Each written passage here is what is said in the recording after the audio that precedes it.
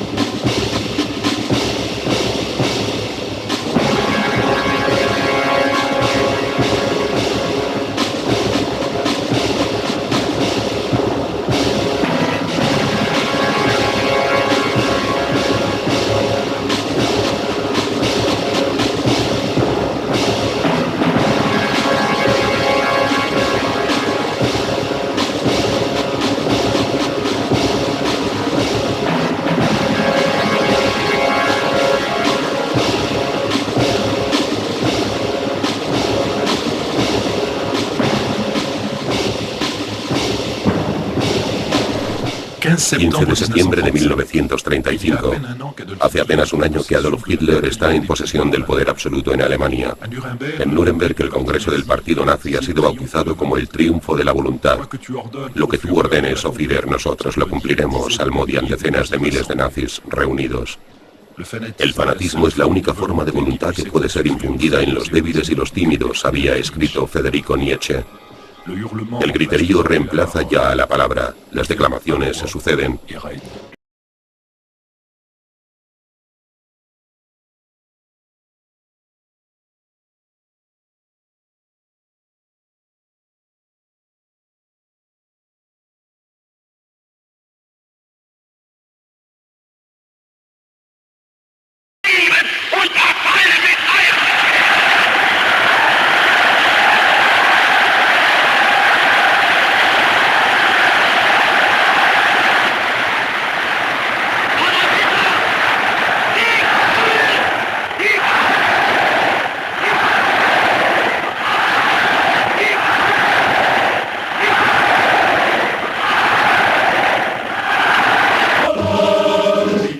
En Italia, Benito Mussolini, el Duce, predica una doctrina confusa, el nacionalismo, que defiende un Estado fuerte y hace promesas sociales. En las elecciones de 1924, 2 años después de la marcha de los fascistas sobre Roma y la ascensión de Mussolini a la jefatura del gobierno, su partido recoge el 65% de los votos. En 1928, el Duce confisca todos los poderes.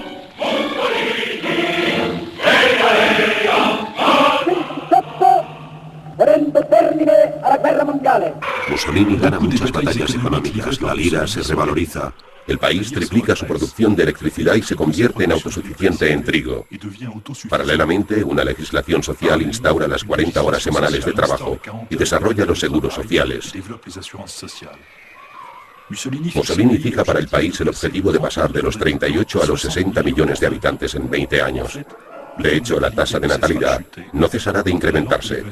En cuanto al lento progreso en el nivel de vida, este no sobrevivirá a la crisis de 1929.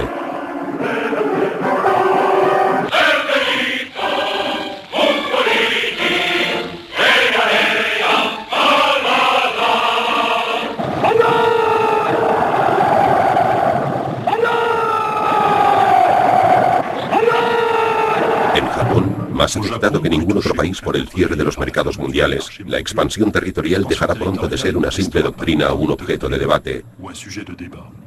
En 1931, el Imperio del Sol naciente lanza sus tropas sobre el Imperio chino, apropiándose de la región de Manchuria. En un solo fin de semana, 50.000 chinos son ejecutados. A los niños se les lanza contra las bayonetas y hombres y mujeres son enterrados con vida.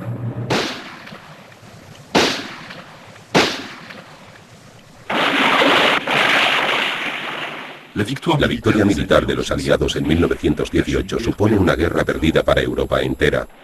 El economista inglés John Keynes escribió que el Tratado de Versalles instauró una paz cartaginesa edificada sobre la hipocresía y que constituía todo un desafío a la justicia, a la piedad y al sentido común. En efecto, en torno a una Alemania humillada y amputada y a una Austria-Hungría desmantelada, aquel tratado supuso la división de Europa en una serie de pequeños estados frágiles, atemorizados por la amenaza soviética y la búsqueda de una protección fuerte y fiable por parte de las minorías de residentes alemanes.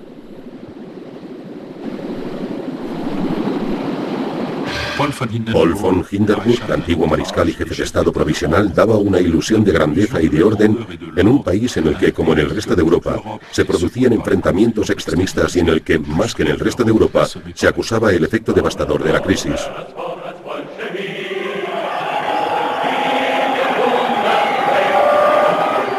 El número de desocupados se triplica entre 1929 y 1933, llegando a representar el 30% de la población activa, unos 6 millones de individuos. Los salarios descienden una media del 35%. La hogaza de pan se compra por varios millones. Hitler y sus secciones de asalto de las SA conquistan en Baviera una creciente influencia.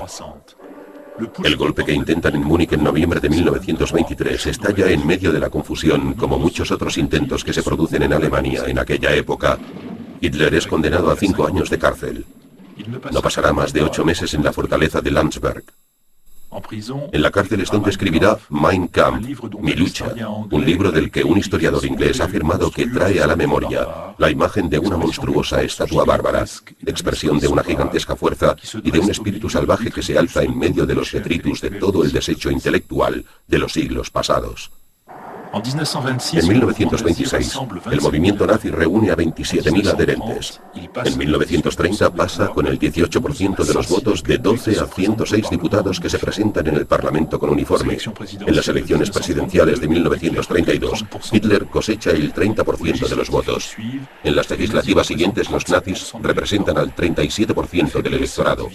La debilidad y las divisiones en los partidos de derecha, de centro y de centro-derecha hacen que el partido nazi se constituya en una fuerte nueva mayoría. El 30 de enero de 1933, Hitler es nombrado canciller por Hindenburg. Unos meses antes, el viejo mariscal había jurado que no haría del líder nazi ni un simple funcionario de correos. En la vigilia de las elecciones de marzo de 1933, el Reichstag, o Parlamento, es incendiado. En las cercanías se arresta a un joven marginado y de espíritu débil, Van der Lubbe, que los nazis acusan de ser comunista. Una comisión internacional de investigación establecerá que los responsables del incendio son, en realidad, los partidarios del nuevo canciller Adolf Hitler. Pero Hitler ya ha procedido a los arrestos masivos de sus oponentes. Los nazis vencen las legislativas con el 43% de los votos. Las persecuciones empiezan y se abren campos de concentración para los judíos en primer lugar.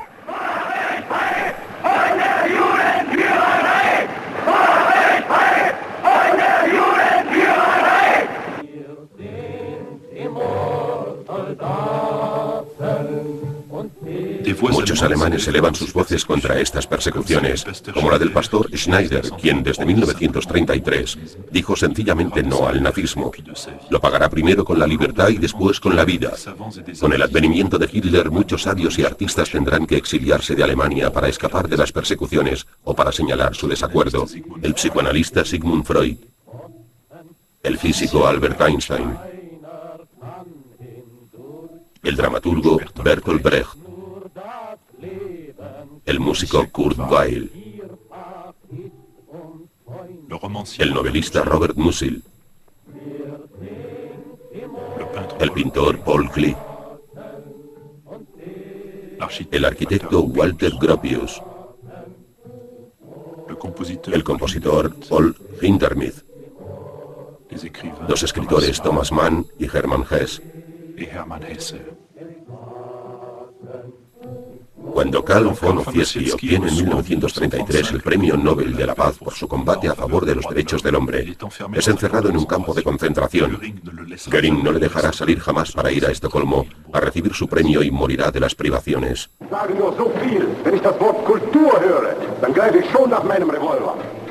Cuando escucho la palabra cultura, declara Balduc von Schirach, busco mi revólver. Frente a la brutalidad de los nazis y de sus partisanos, los partidos de izquierda se preocupan más por sus luchas fratricidas que de combatir la dictadura.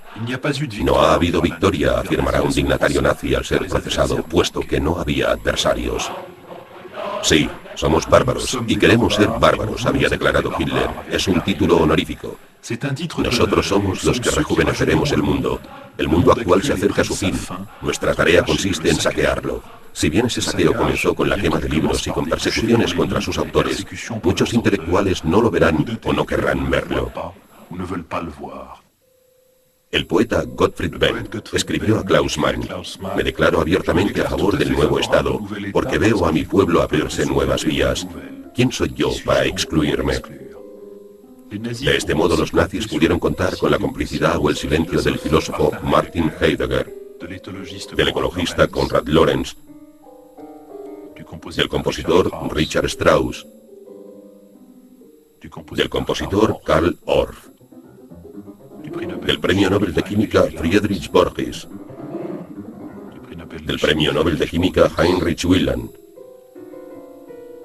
del Premio Nobel de Física Walter Eisenberg, del Premio Nobel de Química Karl Bosch, del Premio Nobel de Química Otto Hahn,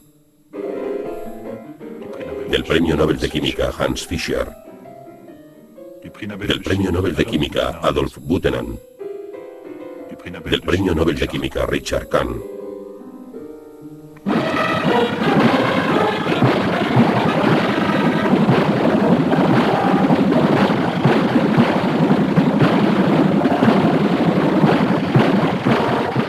A partir de los 10 años, las juventudes del pueblo y las juventudes hitlerianas aseguran una cantera de niños y de adolescentes formados según la doctrina nacionalsocialista.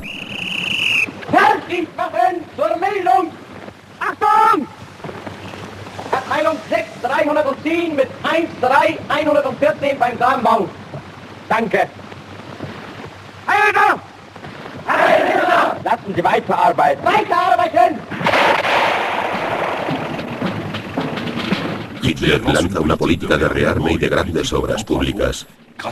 Gracias a una serie de acrobacias financieras y al capital extranjero, consigue aumentar la participación del Estado en la vida económica y se asegura fácilmente la cooperación de las grandes empresas. El índice de la producción industrial aumenta en 38 puntos entre 1934 y 1937. En 2 años, el número de parados se reduce a la mitad.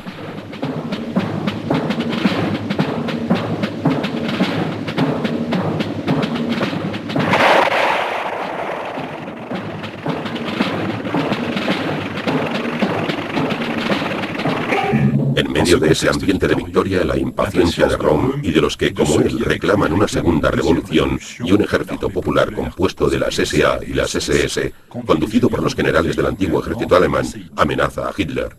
La noche del 30 de junio de 1934, llamada Noche de los Cuchillos Largos, el Führer hizo asesinar a su viejo colega Rom y a 2000 SA. Muere Hindenburg. Hitler decide acumular las funciones de presidente de la República y de canciller, bajo el título de Führer del Reich.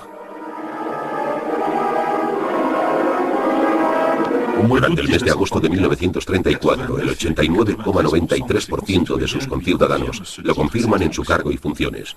El triunfo organizado por el nuevo jefe supremo de Alemania responde a la medida de los esfuerzos imbuidos de propaganda que habían precedido a su elección.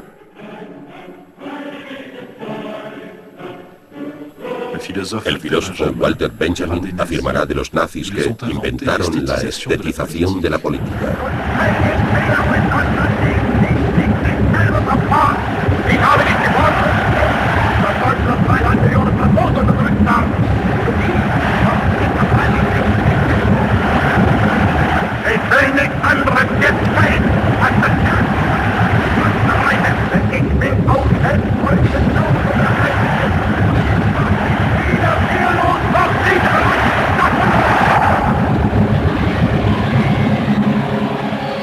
A partir de entonces y siguiendo su programa, Hitler gobierna en absoluto una Alemania que puede ya lanzarse a conquistar Europa.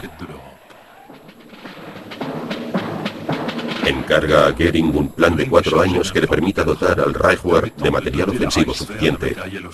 Progresivamente, el presupuesto militar llega a alcanzar el 50% del presupuesto total del Estado, lo que representa una 1/4 parte del Producto Nacional. En violación del Tratado de Versalles, de las fábricas alemanas salen a un ritmo creciente todo tipo de armas modernas y de gran calidad, en especial aviones y carros de combate. La Sociedad de Naciones emite una condena sin sanción y Hitler bautiza la operación de rearme como programa de defensa.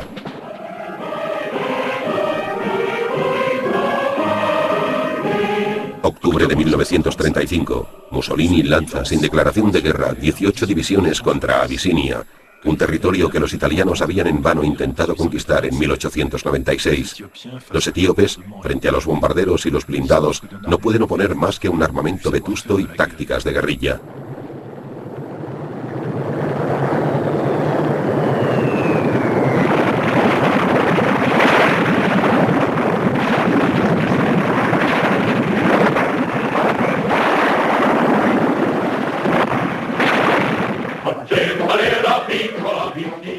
En pocas semanas cae Abisinia y el duque ofrece a su rey la corona de Etiopía. En Ginebra, el Negus Haile Selassie clama inútilmente por la causa de su país. La Sociedad de Naciones vota sanciones simbólicas y rehúsa adoptar la única medida eficaz, es decir, la de prohibir a sus miembros que vendan petróleo a Italia. Además, en menos de un año se retiran dichas sanciones. El 7 de marzo de 1936, el ejército alemán entra en Renania, en violación del Tratado de Versalles. Hitler ha dado orden a sus tropas de retirarse si Francia y Gran Bretaña se oponen a sus movimientos, pero los aliados desaprovechan la ocasión y la Sociedad de Naciones emite una protesta puramente formal. Creciéndose con este éxito, Hitler provoca nuevas elecciones en las que obtiene el 99% de los votos. Agosto de 1936. Los 11º Juegos Olímpicos que se celebran en Berlín ofrecen la ocasión perfecta para una aparatosa operación de relaciones públicas del régimen organizada por Goebbels. Se retiran de las calles los carteles antisemitas. Durante la ceremonia de apertura, los atletas norteamericanos, austríacos, búlgaros, italianos y franceses saludan a Hitler al estilo nazi. El presidente del Comité Olímpico Internacional, Henri de Bailly-Latour, declara que los Juegos se pueden desarrollar aquí sin dificultad política alguna, en una atmósfera de generosa simpatía.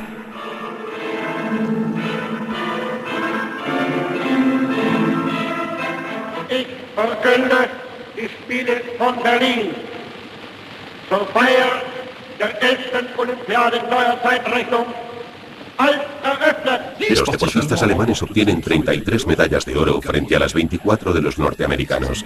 Pero uno de esos estadounidenses, el atleta de color Jesse Owens, vence en los 100 metros, los 200 metros, el salto de longitud y los relevos de 4 por 100 metros, infligiendo un doloroso mentis a las teorías sobre la superioridad de la raza aria.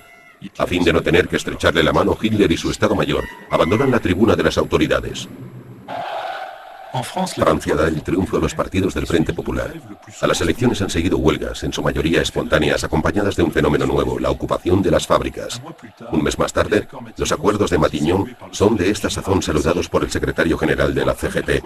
Por primera vez en la historia del mundo, toda una clase social obtiene una mejora de sus condiciones existenciales.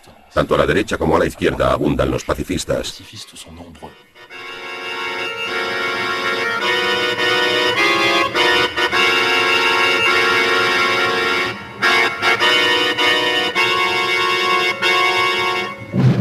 ¡Viva España! ¡Viva España! ¡Viva España! El 18 de julio de 1936, los regimientos marroquíes del ejército español, la Legión extranjera y las unidades de Barcelona se alzan contra el gobierno de la República. Por iniciativa del gobierno francés, los países europeos proclaman su neutralidad y deciden aplicar un embargo de armamento con destino a España.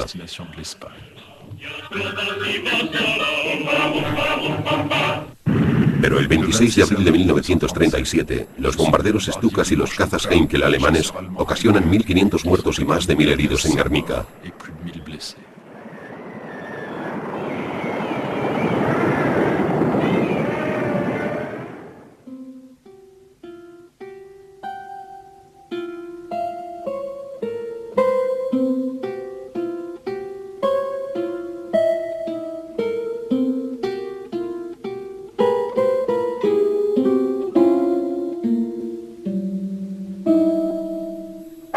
Septiembre de 1937. Mussolini, que hasta entonces había permanecido al margen de Hitler en las decisiones sobre política europea, se dirige a Berlín para celebrar con grandes fastos su completa identificación con la visión del Führer.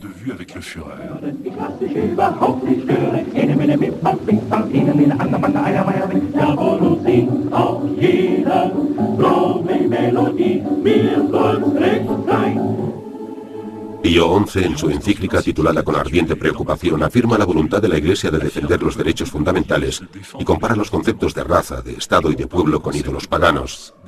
En Alemania se prohíbe la difusión de la encíclica papal y la Gestapo quema todos los ejemplares.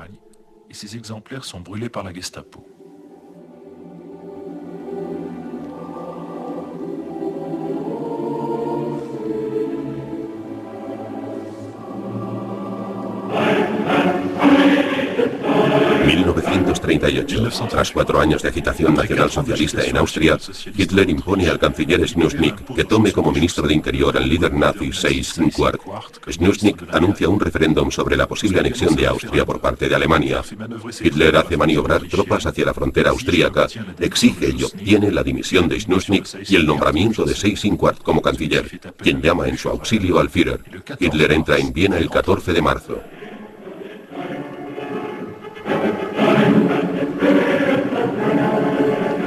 Alemania no tiene ni el deseo ni la intención de inmiscuirse en los asuntos interiores de Austria, ni tampoco de anexionársela ni de proclamar una unificación, afirmaba Adolf Hitler el 21 de mayo de 1935. El 10 de abril de 1938 se celebran 2 plebiscitos en Alemania y en Austria. El 99% de los electores alemanes se pronuncia a favor del Anschluss. El 99,75% de los austríacos votan en idéntico sentido. Austria y Alemania se denominan a sí mismas el Gran Reich. A pesar del Anschluss y a despecho de lo que se conoce sobre la naturaleza del régimen, los embajadores y los enviados que se suceden ante Hitler no escatiman los elogios. Anthony Eden le llama su maestro y amigo. Sir John Simon le califica de interlocutor extraordinariamente convincente. Un diplomático italiano habla de dignidad y de franca amistad. El historiador Toynbee de extraordinaria calidad de lógica y de claridad.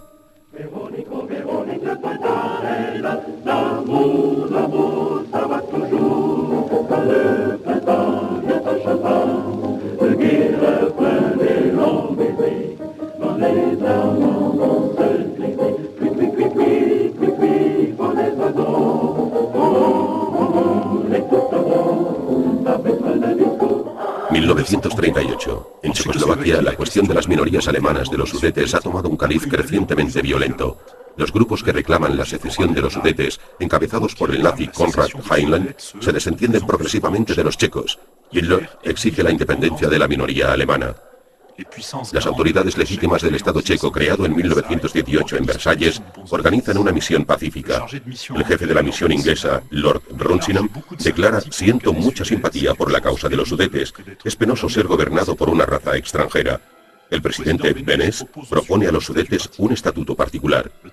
El 13 de septiembre, el partido alemán, apoyado por Hitler, rompe la negociación con Beneš, quien proclama el estado de emergencia en los territorios donde se encuentran las poblaciones alemanas.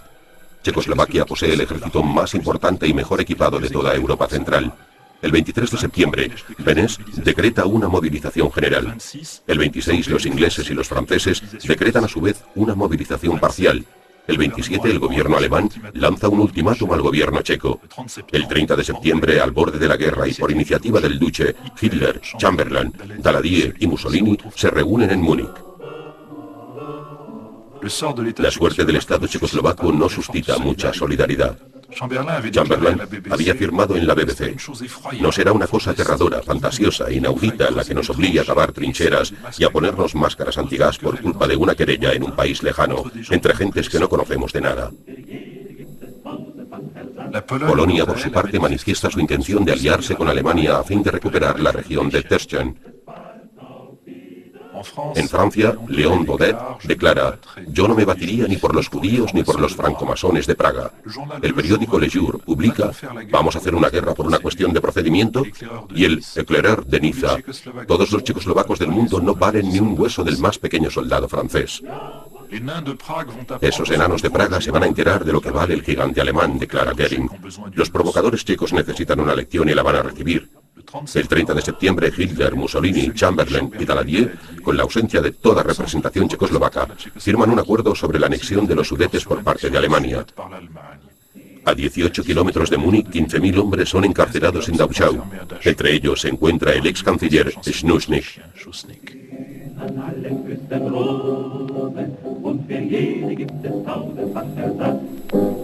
Nunca un conquistador había antes regresado con unos laureles tan nobles como los que ha ganado Chamberlain en Múnich, escribe The Times.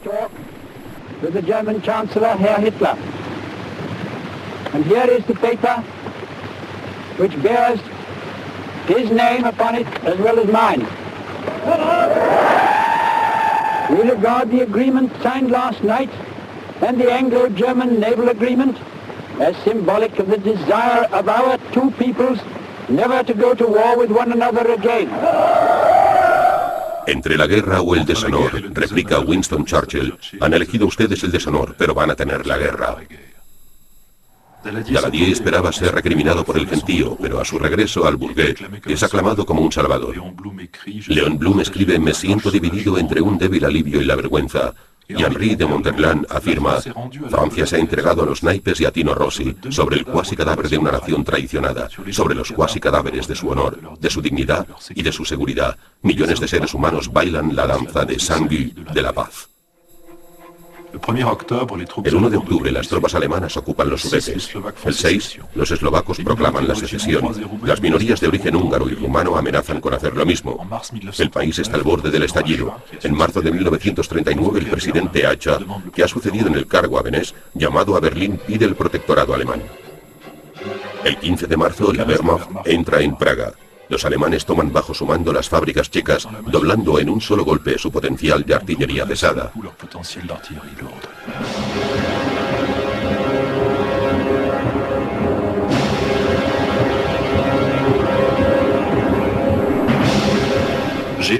He afirmado y aquí repito que Alemania ya no tiene problemas territoriales. He afirmado que no me interesan ya los estados checos, y eso es algo que garantizo, dijo Adolf Hitler el 26 de septiembre de 1938. El general Fouché, jefe de la misión militar francesa en Praga para salvar su honor, envía la dimisión al ministro de la guerra y solicita la nacionalidad checa.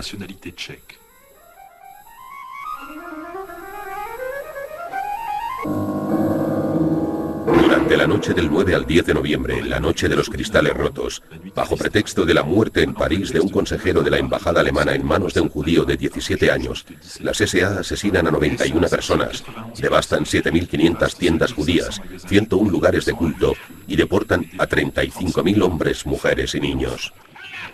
El antisemitismo, declara Hitler a uno de sus secuaces, es la única forma de pornografía autorizada en el Tercer Reich.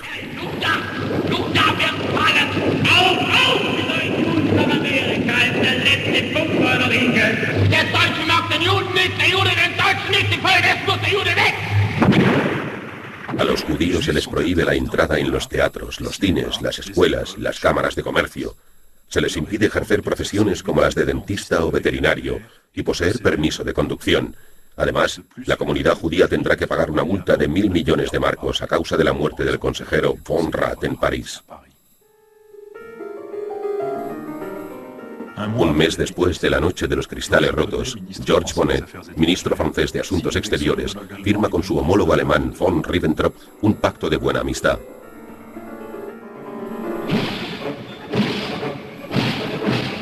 1939. Hitler prodiga declaraciones pacíficas y tranquilizantes, pero aprovecha para exhibir el poder de la Wehrmacht delante de los representantes civiles y militares de las potencias occidentales invitadas a un grandioso desfile organizado para su cumpleaños. Renania ha sido reocupada, Austria anexionada, Checoslovaquia desmantelada y después conquistada. La ciudad lituana de Memel anexionada sin oponer resistencia. Ni Francia ni Inglaterra han hecho ademán de utilizar su poder militar para garantizar sus compromisos. En Francia, según el embajador Jean Chauvel, no había mucho espíritu militar. Bastaba para convencerse de ello remitirse al hecho de que los primeros de la más reciente promoción de Saint-Cyr habían elegido la intendencia. En Inglaterra, Chamberlain confiaba en que hubiera una conferencia sobre desarme antes de finales de 1939.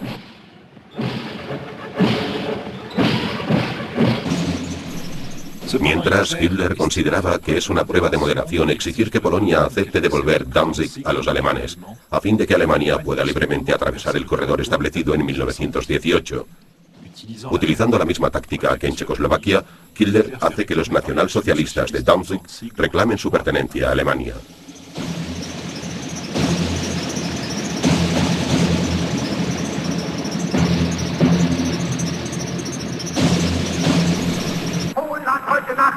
Ante su parlamento y ante la opinión mundial, jura que no presentará ninguna otra reivindicación territorial a Polonia.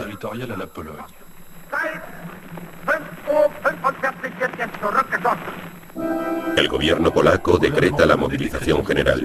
En Inglaterra se considera que su ejército es mejor que el ruso. En realidad, las tropas polacas son tan valientes como mal equipadas.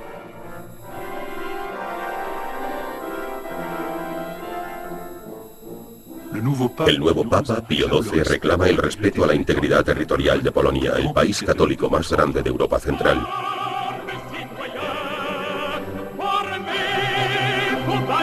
El 2 de septiembre de 1939, Francia se moviliza. La victoria de su ejército en 1918 confirió a sus tropas una reputación de casi invencible, aceptada tanto por sus aliados como por sus adversarios. Esta vez Chamberlain es más cuerdo. Gran Bretaña se moviliza también, pero si bien el Imperio Británico reagrupa a 450 millones de personas, su ejército es poco importante y no está equipado con material moderno. El presidente Roosevelt reclama también el respeto por la independencia de Polonia, a lo que Hitler le responde con ironía, enumerando ante sus seguidores la lista de los países que Alemania no piensa invadir, desde el Reino Unido hasta Egipto y Palestina. Belgien, Großbritannien, Irland, Frankreich, Portugal, Spanien, die Schweiz, Liechtenstein, Luxemburg, Polen, Ungarn, Rumänien, Jugoslawien, Russland, Bulgarien, Türkei, Irak, Arabien, Syrien, Palästina, Ägypten.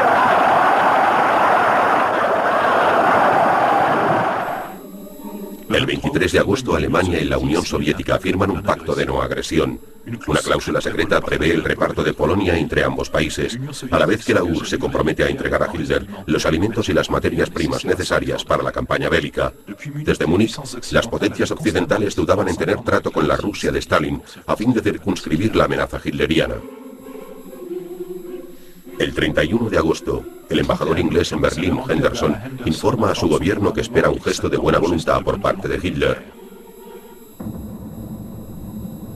El 1 de septiembre, a las 5:30 de la mañana, Hitler lanza sobre Polonia 275 aviones, 70 divisiones alemanas, entre las cuales hay 6 blindadas, 4 mecánicas y 4 motorizadas. Tienen la orden de no tener piedad.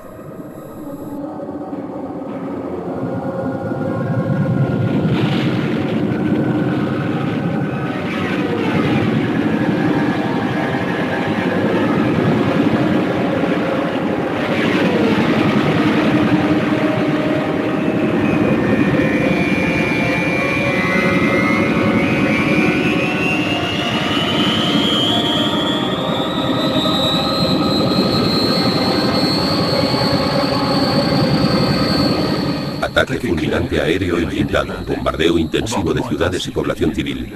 Ese fue el estilo de guerra de Hitler en Polonia. No quedará en Varsovia un edificio intacto.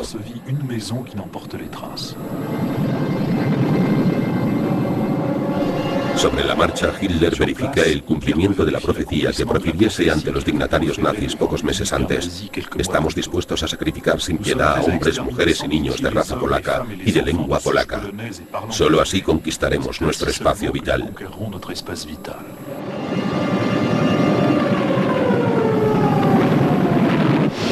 En el oeste, Alemania ha dejado solo 25 divisiones de combate. Frente a ellas, los franco-británicos disponen de 180 divisiones, pero aunque el 3 de septiembre Inglaterra y Francia hayan declarado la guerra a Alemania, aquellas divisiones se quedarán en la práctica a la espera. Cuando evocaba aquellas jornadas ante sus jueces, el mariscal Keitel afirmó que teníamos calor. El 17 de septiembre, Rusia ataca también Polonia, como estaba previsto en el pacto firmado por Ribbentrop y Molotov. Stalin y Hitler se reparten el país. Un mes después, la Unión Soviética atacará Finlandia.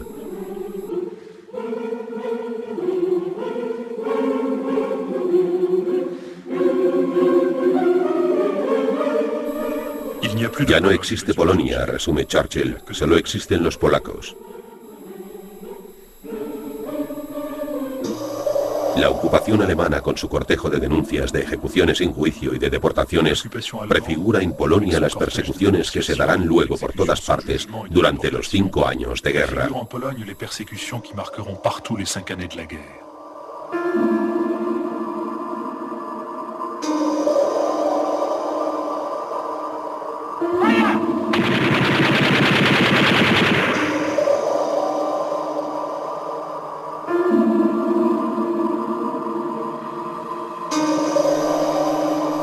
Esta mujer tenía 9 años en el momento de la invasión de Polonia por parte de alemanes y rusos. 20 años más tarde, en 1959, María Sunowska testimonia. Cuando se declaró la guerra, yo tenía 9 años, iba a la escuela. Vi marchar a las tropas polacas. Los soldados polacos estaban en un estado deplorable, iban en carretas. Nos llevaron a verles desfilar y escuché a la gente adulta contar historias sobre los alemanes que daban miedo. Se trataba de historias verídicas. Después llegaron en camiones y nos acercamos a un soldado que iba muy bien vestido. Éramos todos niños.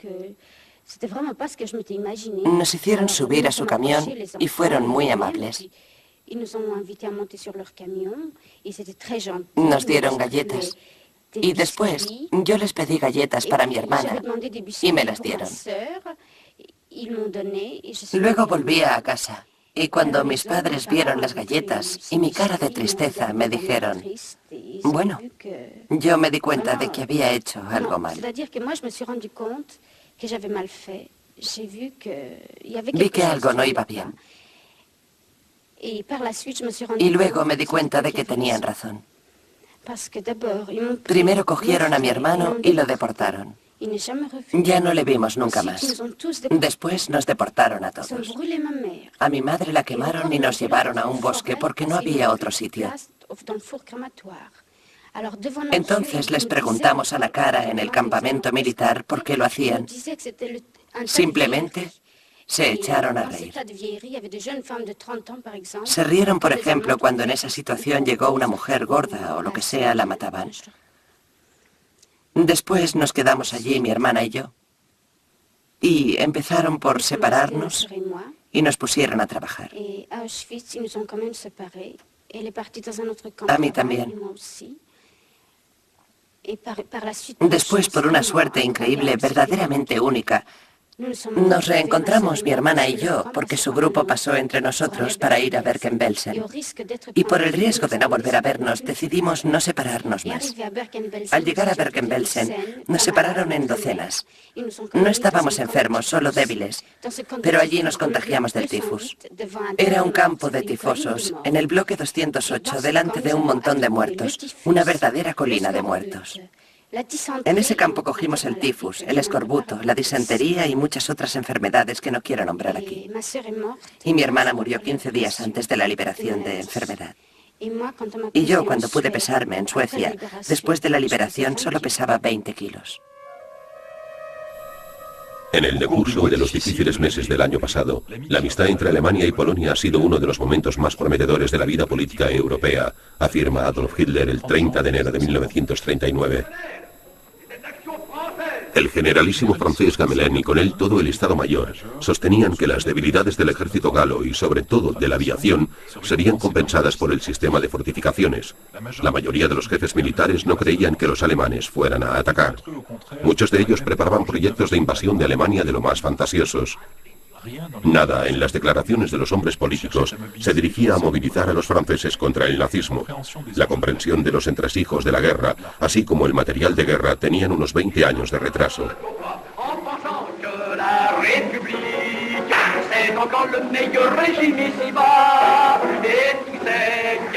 Qui pour la plupart n'étaient pas du même avis en politique, lève-la tous d'accord, quel que soit leur sort, ils désirent tous désormais qu'on nous foute une bonne fois la paix. Oh Deutschland, du Land der Soldaten, wenn du deine Trommel verschmutzt, du Raumbuch und Loder des Landes. Durante los 9 meses de la llamada guerra ficticia, Hitler repatria a sus tropas de Polonia para preparar otra ofensiva. Temiéndose un desembarco inglés en Noruega, decide asegurarse antes el control de la ruta del hierro sueco hacia Alemania.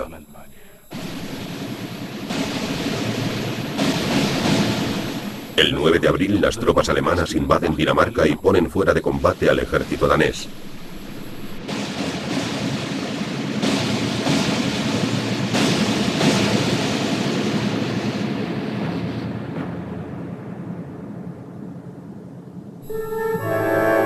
Los daneses no presentarán resistencia hasta que los alemanes amenazan a los judíos de Dinamarca y el mismo rey declara: si se les impone llevar la estrella de David en este país, yo seré el primero en ponérmela.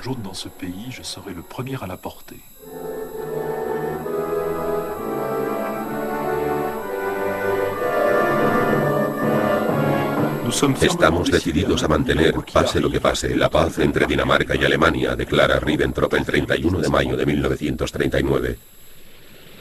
El día que los alemanes invaden Dinamarca, atacan también Noruega. Hitler quiere asegurarse el control de sus recursos mineros. Los noruegos oponen a los alemanes una resistencia sangrienta y hunden varios navíos de guerra.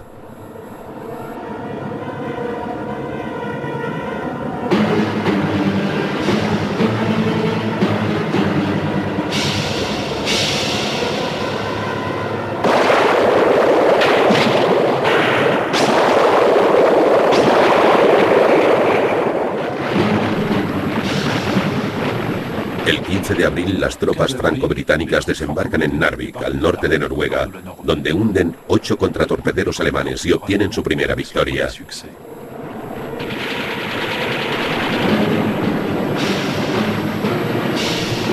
El 22, los aliados tienen que replegarse hasta Lillehammer. Narvik queda como la única punta de lanza de la ocupación franco-británica, hasta que es evacuada meses más tarde.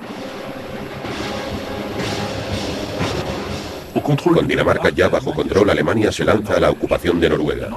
Un antiguo ministro noruego de defensa, simpatizante nazi, llamado Vidkun Quisling, asume la jefatura del gobierno colaboracionista.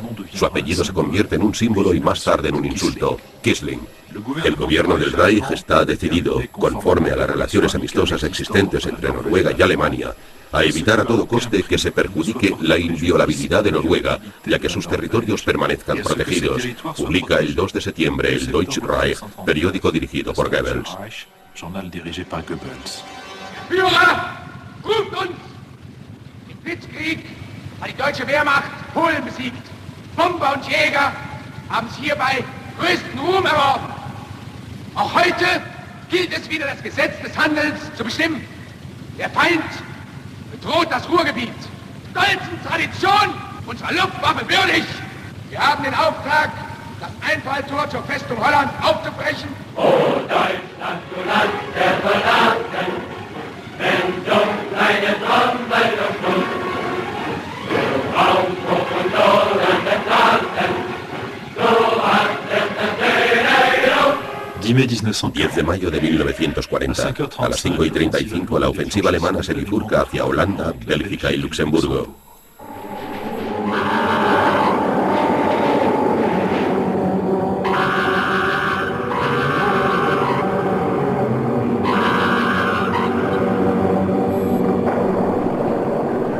Holanda es un verdadero laboratorio de técnicas de la guerra relámpago o Blitzkrieg. El avance de las tropas alemanas es fulminante. La aviación y los blindados devastan el país, y con un único bombardeo se producen 900 víctimas en Rotterdam. El pillaje de ciudades es sistemático.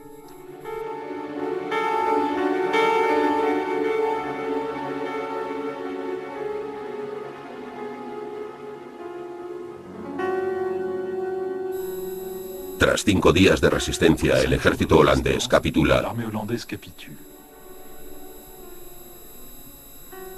Aseguro a los gobiernos de Bélgica, Holanda y Luxemburgo que Alemania no violará la neutralidad de esos países, había afirmado Hitler el 6 de octubre de 1939. Winston Churchill, nombrado primer ministro de un gobierno de unidad nacional el 10 de mayo de 1940, promete a su país sudor, sangre, lágrimas y victoria.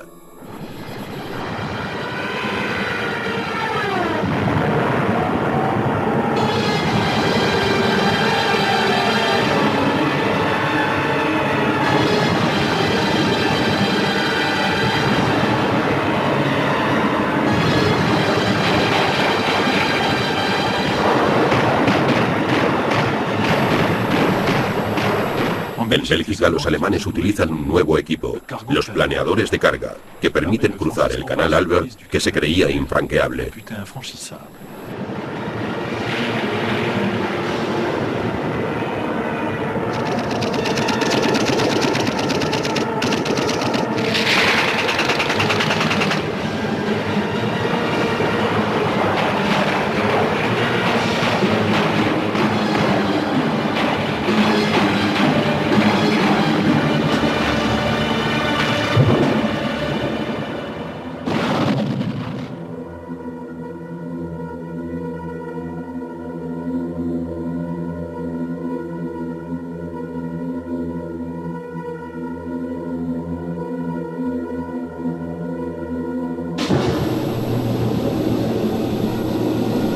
La fortaleza más moderna, el fuerte Ebenheimel, cae en manos de tan solo 78 hombres, eso sí, dotados de un nuevo explosivo.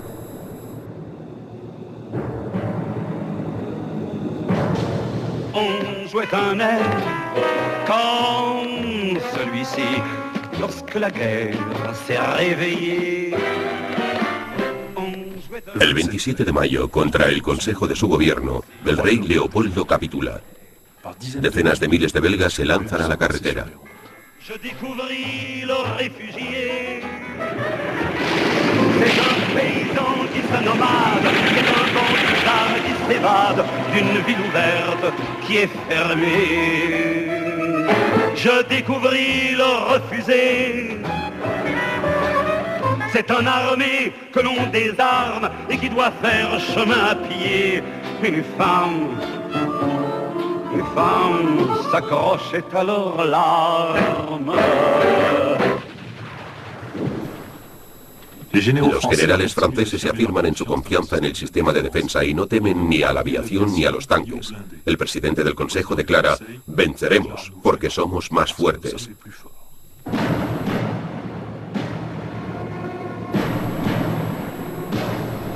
10 de mayo de 1940, el general alemán Guderian lanza sus tanques a través del bosque de las Ardenas, en lo que un historiador inglés llamará uno de los ejemplos más esclarecedores del efecto decisivo de una idea nueva aplicada por un ejecutor dinámico.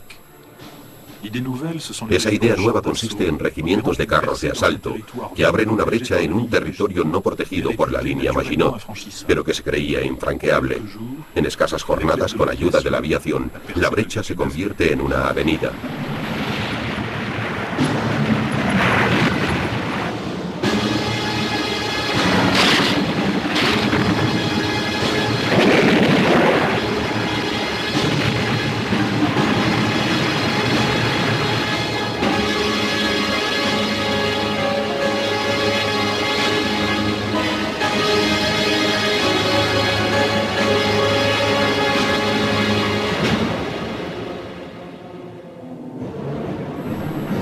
La caída de Holanda y Bélgica ha resultado decisiva para el ataque de las Ardenas y la toma de Sedan. Franceses e ingleses adelantados en Bélgica quedan atrapados por los alemanes, que lejos de dirigirse a París, siguen tomando territorio hacia el oeste, hasta Dunkerque.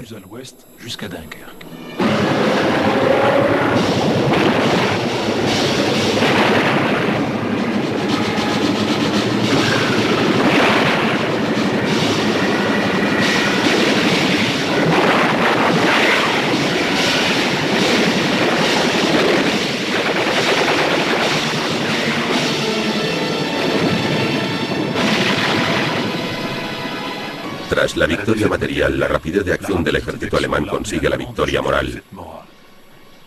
Solo una incomprensible orden de Hitler de detener la ofensiva permite a los ingleses repatriar sus tropas esenciales bajo condiciones espantosas. Esta orden, que quedará en la historia como milagro de Dunkerque, da a Inglaterra una oportunidad in extremis para reconstruir su ejército y lanzarlo de nuevo al ataque. Pero por el momento se evacúan en Dunkerque 342.000 soldados aliados. Los franceses abandonan a 150.000 prisioneros. El ejército inglés deja en el lugar 2.000 cañones y 500.000 toneladas de equipo. De los 48.000 soldados franceses evacuados, 6.000 perecen en el mar a causa de los bombardeos de la Luftwaffe.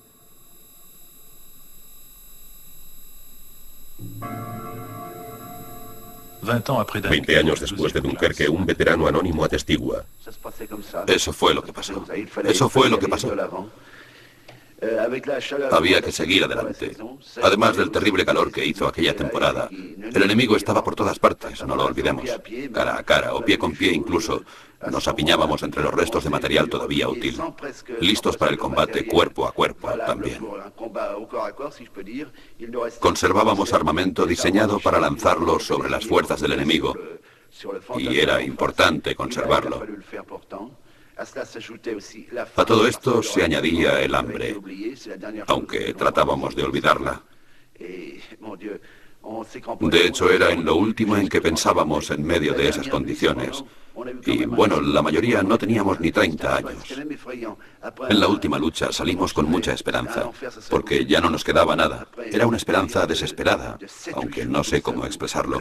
Pero sucedió que tras un periodo de 7 u 8 días así, encerrados en las trincheras, en medio del caos, ya habíamos perdido todo el miedo y nos resignábamos a lo que viniera, con la esperanza de que todo aquello terminara ya.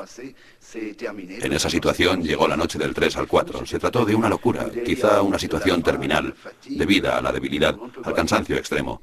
Ya solo esperábamos poder replegarnos de nuevo, abandonar todo aquello en el lugar, y soñábamos con que nos dijeran: ya ha terminado todo para vosotros, allí os esperan los barcos. Pero nos dijeron que fuéramos todos a la playa. Pienso que nuestra suerte ya había sido echada. Allí nos agruparon al cabo de un rato. Nos reunimos alrededor de nuestro comandante. Nuestro comandante no quiso separarse de nosotros. Él había quemado la bandera y en un momento de descuido se suicidó. Se suicidó allí mismo. Era un veterano que había luchado en la guerra del 14 y no podía soportar la vergüenza de ser prisionero al final de su carrera. Se oían varios disparos por minuto. Gran Bretaña y de Francia.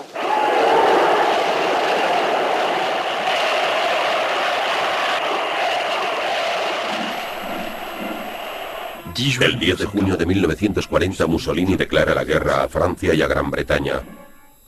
138 divisiones alemanas se lanzan al asalto de París.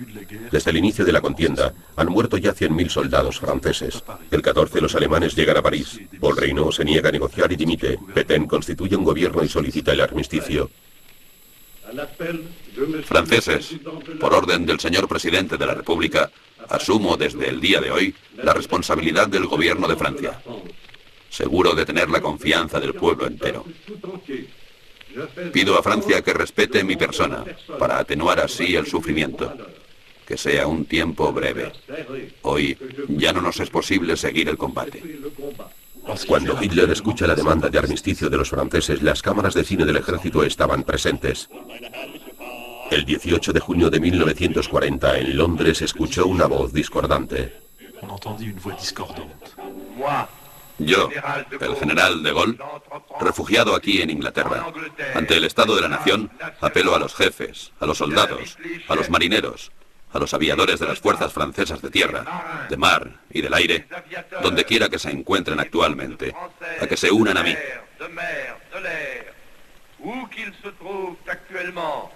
Apelo a todos los franceses que quieran permanecer libres, a que me escuchen y me sigan. ¡Viva Francia! Con honor y con independencia.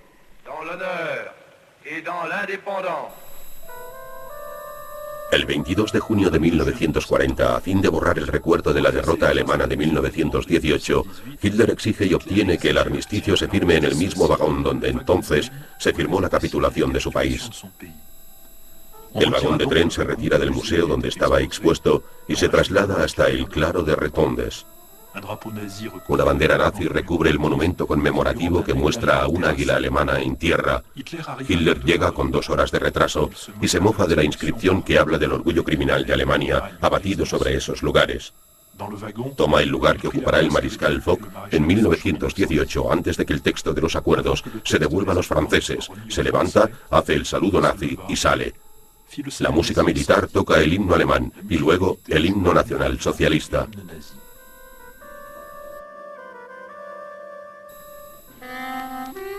Una semana después del armisticio de Buena Mañana, Hitler visita París por primera vez, acompañado del escultor Arno Breker, del arquitecto Hermann Island y de Albert Speer. Se detiene ante la tumba de Napoleón, se apasiona por el Palais Garnier, admira la Plaza de la Concordia, detesta el Sacré-Cœur y se para ante la Torre Eiffel. Solo permanece 3 horas en la capital francesa, pero declara que acaba de cumplir el sueño de su vida.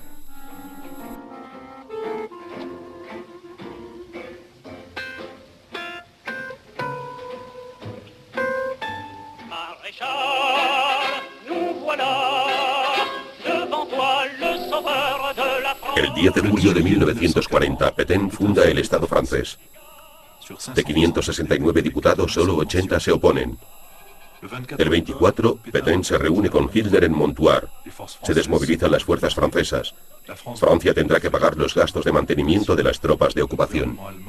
El gobierno alemán recibe la confirmación del apoyo del gobierno francés y los refugiados políticos alemanes son entregados al Reich.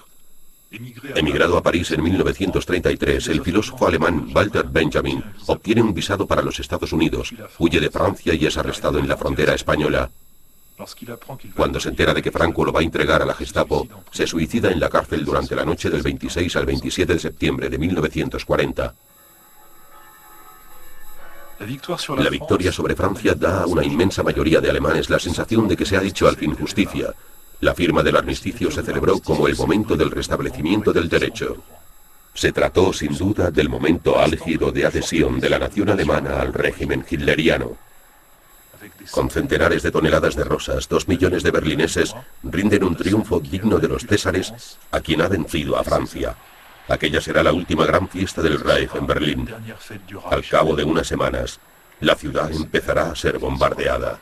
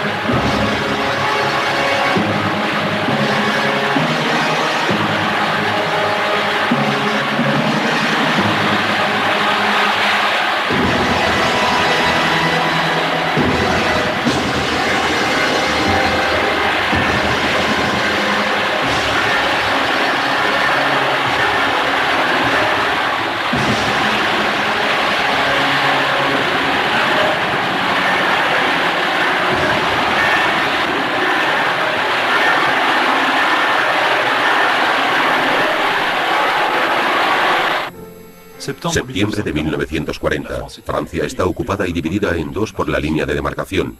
En Marsella, las banderas francesas embarcan hacia el norte de África.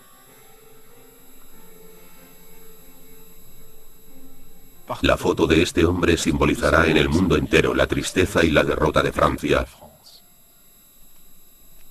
De aquel hombre solo quedan 2 clichés estropeados. Fue el primer parisien fusilado por los alemanes. Se había negado a denunciar a sus compañeros atrapados en una reyerta contra soldados alemanes. Fue fusilado el 23 de diciembre de 1940, 2 días antes de la Navidad. Tenía 28 años y se llamaba Jacques Bonsargent.